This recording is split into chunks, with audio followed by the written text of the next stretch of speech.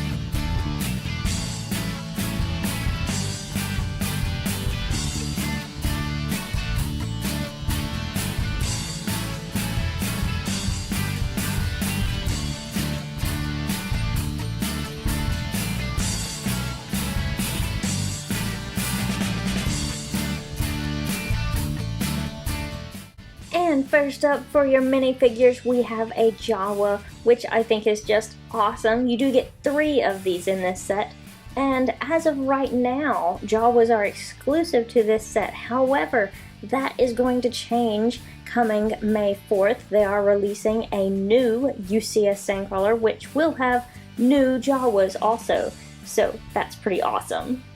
And here is Uncle Owen Lars, which is a very cool figure, just because of what it is, because this is the only time we have gotten Uncle Owen Lars up until May 4th this year, where we will see another one in the new Sandcrawler coming out. But up until now, this has been the only time that you get him, and he is the uncle of Luke Skywalker, and he is also the person who raised Luke when he was a kid, so I think this is a very cool figure to have. And now for all the droids. First up, we have a very well-known droid, C-3PO. This is the older version of him, kind of a lighter color gold, also the older style of printing, but still a very cool figure nonetheless. And here's another very well-known droid that I'm sure you recognize as R2-D2, and you may be wondering what in the world is on his head. Well, that is actually used for moving him very easily using the crane that is inside the Sandcrawler, which I will show you when we get to that part. This next droid is the same style as R2-D2 basically, but this one is actually called R5-D4, and I believe this is the only set that he comes in, although you can get a lot of different droids like these in many different Star Wars sets. And here's a droid that I recognize, but everyone might not. This one is actually called the Treadwell droid, and I think it's really cool. I recognize it, but like I said, everyone might not, but I think they will probably go ahead and include it in the new Sandcrawler coming out soon also. This little droid right here is called a Gonk droid, and this is another one that I like. It's just built out of regular little pieces, but it is very cool because the front part, which I'm getting around to again, is printed. That is not a sticker, it's printed, so that makes it awesome in my book. This droid is known as an ASP droid. These are commonly known as labor droids, but they're kind of interesting to me because their vocabulary only consists of basically affirmative and negative. So it'd be really hard to talk to these and absolutely impossible to get any information from them. But that just kind of makes them interesting to me. And last but not least, we have another droid. This is actually another astromech droid. It's called R1-D2. This is kind of what I guess the astromech droids basically were supposed to look like before you have things like R2-D2. And this is one of the ones that the Sandcrawler had there that Owen Lars could have chosen, but eventually obviously went with R2-D2 and C-3PO. And here is the set in its entirety, the UCS Sandcrawler from 2005. You guys know there's a new one coming out soon, so if you want to see a comparison video, be sure to tell me in the comments and let me know your thoughts about what the new one's going to look like compared to this one. But for right now, we're going to focus on this one because it is pretty cool in its own right. Even though it's old, it can still be cool. I really like the coloration on it. It's got some very nice detailing on the back right here. Down here, you can see the wheels down here. But you also have this function right here where you can turn the wheels just by turning this piece. And I think that's pretty cool. I like that they added that in for it to be able to turn right there. But I wanted you to see the whole set before I start showing you each feature. You can also open the front up like this, and you can see it looks pretty odd with R2-D2 just hanging there, but that is where the crane is. This just slides out. When I can get a hold of it, it does anyway.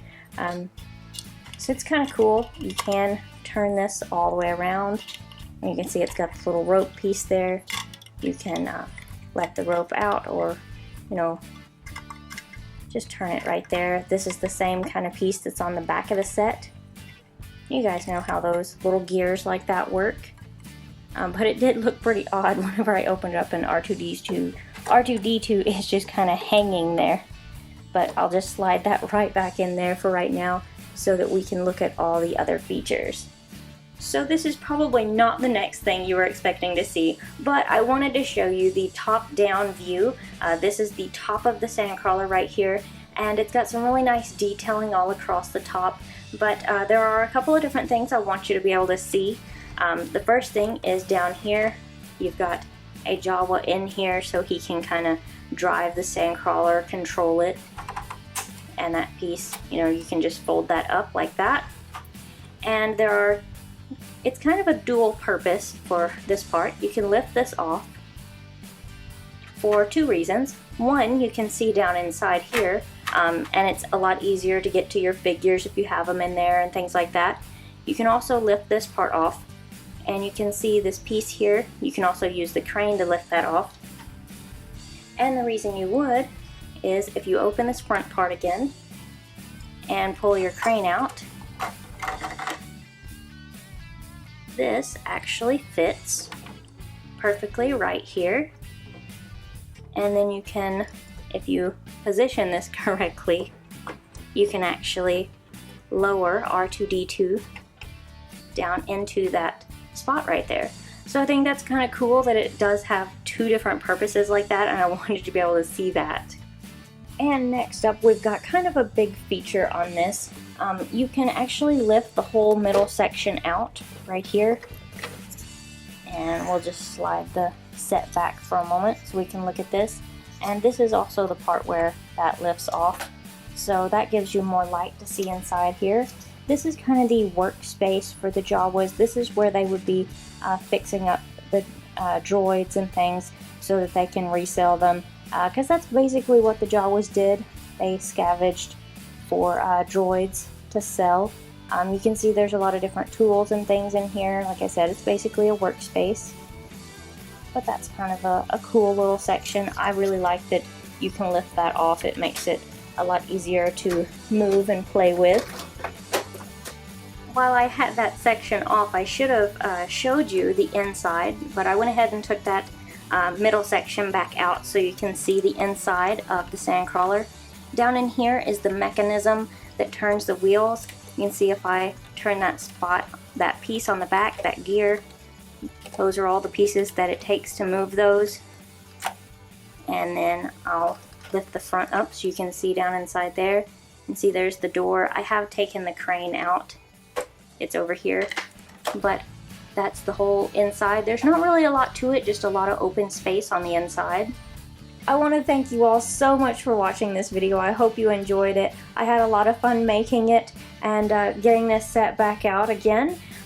Like I mentioned earlier, be sure to tell me in the comments if you want me to do a comparison when the new one comes out. I'll only know if you comment. And be sure to like this video and favorite it. And hey, if you really liked it, go ahead and share it with your friends. I'm sure they'll like it too if you did. So anyway, thank you guys again so much for watching, and I'll see you guys next time.